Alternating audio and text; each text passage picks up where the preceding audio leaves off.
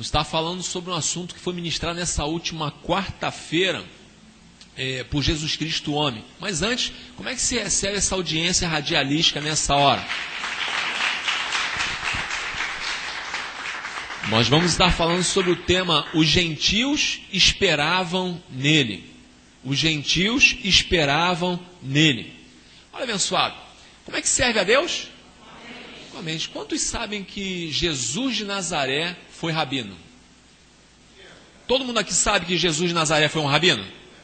Olha, abençoado, para ser rabino tem que ser casado. Tá claro? E na realidade Jesus de Nazaré teve de 1 a 2 filhos.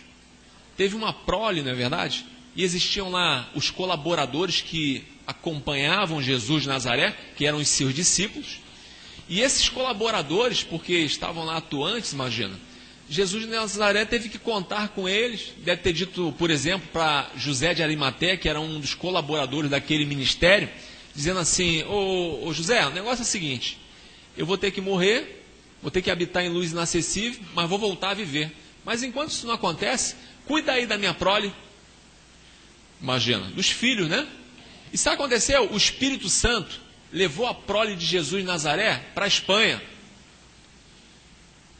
Chegada à Espanha, porque de lá partiram as caravelas, imagina, que dominaram o mundo inteiro, indo lá pelas Américas, e aí alcançaram lá Venezuela, Colômbia, Cuba, e muitos espanhóis chegaram até Porto Rico, lá em Ponce.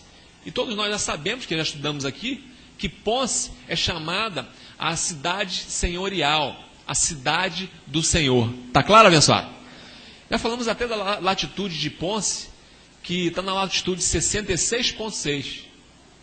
E aí, imagina, havia uma promessa do renovo, ou seja, que o renovo viria através da raiz de Jessé, da descendência de Jessé. Para ser descendente, abençoado, tem que vir de carne. Está claro, abençoado? Toda vez que você abrir a sua Bíblia e ler sobre descendência, está falando de carne. Está falando do avô, do bisavô, do tataravô. Está claro, abençoado? Então, o que acontece?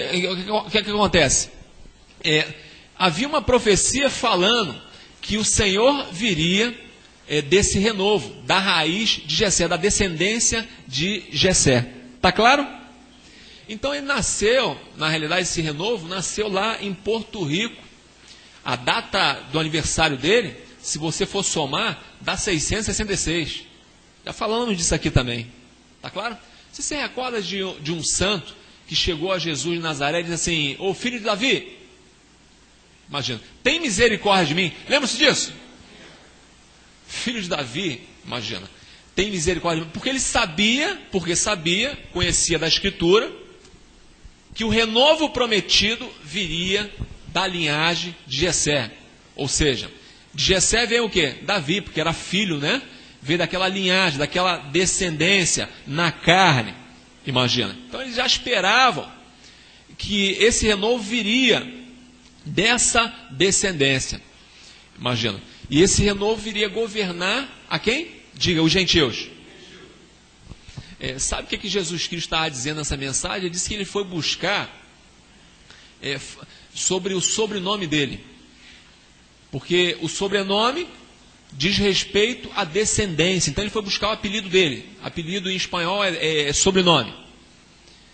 E o sobrenome dele, para ver a trajetória da descendência dele. Ele foi buscar isso na história. E aí esse sobrenome de Jesus, diga, de Jesus, marca então a trajetória de toda a descendência dele, que veio desses filhos que vieram lá da Espanha, imagina. A pergunta é, de onde surgiu o Crescendo em Graça? O Crescendo em Graça aparece quando esse renovo, que havia sido prometido lá nas Escrituras, aparece então dessa descendência. Está claro, abençoado? Ou seja, dessa raiz de Jessé. Então os maiores inimigos, quem são os nossos maiores inimigos? É a Igreja Católica Apostólica Romana. Ela porque desconhece sobre a história profética, tem feito muitos impedimentos, tem causado grandes danos por desconhecer a história profética desse renovo. Está claro? Você não vê que a Igreja Católica de lá não procede nada de bom? Eles são 100% apóstatas. Desde o princípio, abençoado, desde que se iniciou lá no princípio, a Igreja Católica Apostólica Romana é só iniquidade. Está claro, abençoado? O que eles praticam só é iniquidade.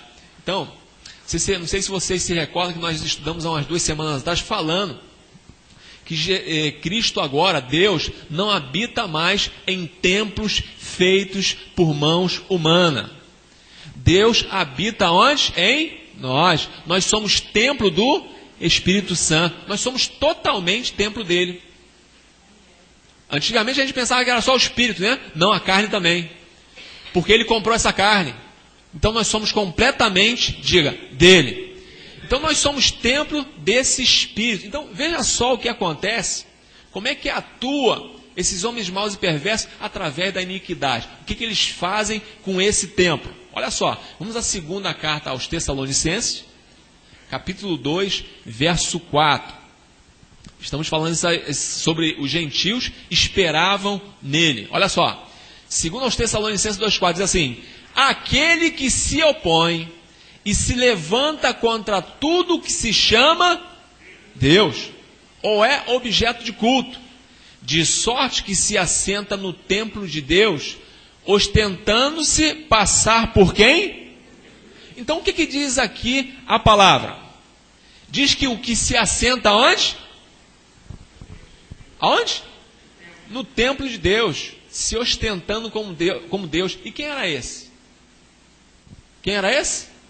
O iníquo, né? Se você ler aí, aquele que se opõe, que se levanta, o que ele faz? Ele se assenta nesse templo. Imagina, sabe esses templos ignorantes, de gente ignorante que ignora a história profética que viria o renovo da raiz de Jessé? Esses ignorantes é que dão lugar para que esses que se opõem a Deus possa se assentar como se ostentasse como fosse Deus mesmo. Está claro, abençoado? É assim que eles atuam aqui, ó, na mente, né? Eles vão e se assentam, chegam sorrateiramente, você pensa que eles estão aí do lado do Senhor, imagina. Na realidade eles se levantam contra tudo e contra tudo aquilo que se chama Deus de verdade, está claro? Então eles vão e se assentam e se ostentam como se fosse o próprio Deus, aqui ó, nesse templo. Então a pessoa que é ignorante nesse assunto que estamos tratando nessa hora, sobre essa história profética desse renovo que viria dessa raiz de Jessé, esse ignorante então se permite que esses homens maus e perversos venham se assentar nesse templo com as suas mentiras. Está claro, abençoado? Vamos ver aqui um verso de um abençoado que enviou para papai, falando sobre a história da igreja. Porque lá em Atos, não sei se você sabe, ali fala sobre toda a história da igreja. A história não parou ali, não houve finalização desse livro. A história continua, porque a igreja está aqui, né? Mas ela está se finalizando essa história da igreja. Está claro? Está se encerrando. Posso entender aqui? Eu falei o verso. Vamos ver o verso 8, próximo verso. Ele diz assim: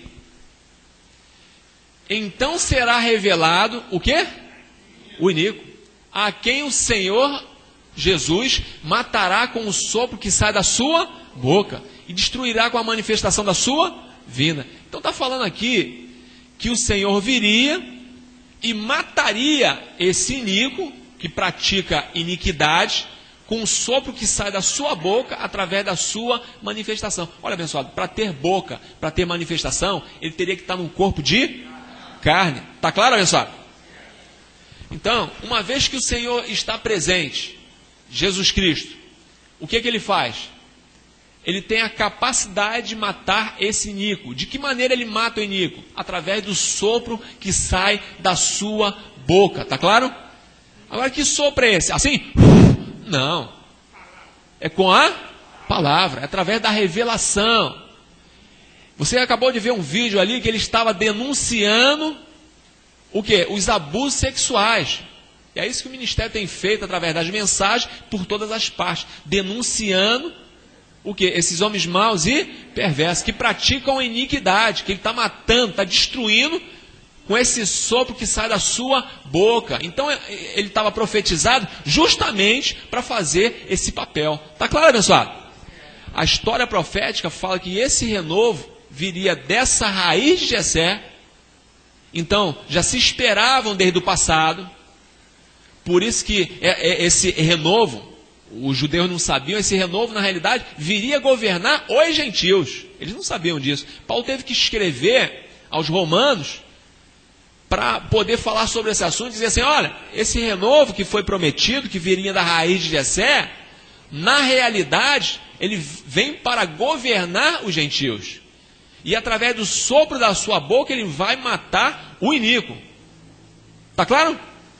Então, através da sua manifestação, ele vai trazer a revelação que vai denunciar esses homens maus e perversos. E isso vai aclarar o oculto das trevas. Então vai começar a destruir toda essa iniquidade. Está claro, abençoado? Por isso, através daí, quando você vai denunciando através de um site, tem um site aí, protegeteusfilhos.org, é um desses sites que se levanta contra a grande meretriz, que denuncia esses homens, que na realidade está matando essa iniquidade. Essa iniquidade está morrendo porque, imagina, a Igreja Católica Apostólica Romana, depois que começou a ser denunciada, está pagando indenizações milionárias. Imagina. Está pagando indenizações milionárias graças a quê? A esse apostolado, que a partir do momento que ele surge, começa a denunciar, começa a pipocar por todas as partes, o quê? A denúncia, né, desses abusos sexuais que eles praticam, abençoado. Está claro, abençoado? É dessa maneira. Então vamos ver agora um verso que fala, que foi enviado por um santo, falando da história da igreja lá em Atos. Na verdade, essa história da igreja está se encerrando nos nossos dias. Vamos aqui a Atos, capítulo 28, verso 22. Presta atenção aqui que é importante você saber que as pessoas por aí não estão se dando conta que Deus está na terra, porque não entende isso aqui. Olha só, Atos 28, 22. Ele diz assim: mas desejaríamos ouvir de ti o que pensas, pois relativamente a esta seita, sabemos que por toda parte se fala contra ela. Olha, o que está acontecendo aqui, ô colaborador? Qual é o cenário aqui? Paulo, abençoado, ele esteve preso lá em Roma. E ele ficou por 2 anos num quarto lá alugado. E aí, porque as pessoas ouviam falar do ministério Crescendo em Graça, e aí falavam, então o ministério está preso. Ah, mas a gente queria saber, porque isso traz curiosidade. Tem gente que não vem aqui, mas fica pela internet escutando todas as mensagens. Eu tenho um acesso lá, a quantidade de acesso que tem acontecido no nosso site é muito grande. Só que as pessoas não aparecem aqui porque tem problema. Imagina. E aí fica com vergonha de chegar até aqui. Não, eu vou lá, imaginando nesse lugar, vão falar que eu estou com eles. Mas escutar, escuta. Como é que é? Hipocrisia isso, né? Você que está me escutando por esse áudio. Hipocrisia é isso. Então o que acontece? Não vem aqui, mas fica escutando. Quer saber, fica curioso. O que estão falando? Entendeu? Então era assim com o apóstolo Paulo também. Paulo alugou lá um quarto, ficou 2 anos pregando a palavra sem impedimento. E falavam muito mal, chamavam o Crescendo em Graça de seita satânica. E aí, igual, não é diferente em nada de hoje. E aí foram lá perguntar para Paulo, olha, estão falando mal aí dessa seita que você faz parte. Então nós queríamos saber o que você pensa sobre isso. Você sabe que isso não mudou nada, abençoado? Nadinha da Silva.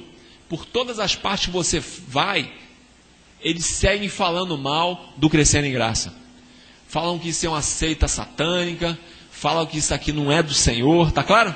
Justamente porque desconhecem a história profética que o Senhor viria através da sua descendência, da raiz de Jessé, desse renovo. E não param nem para investigar a história, para ver a trajetória dessa descendência, tá claro? Que tem pelo nome de apelido de Jesus. Porque se você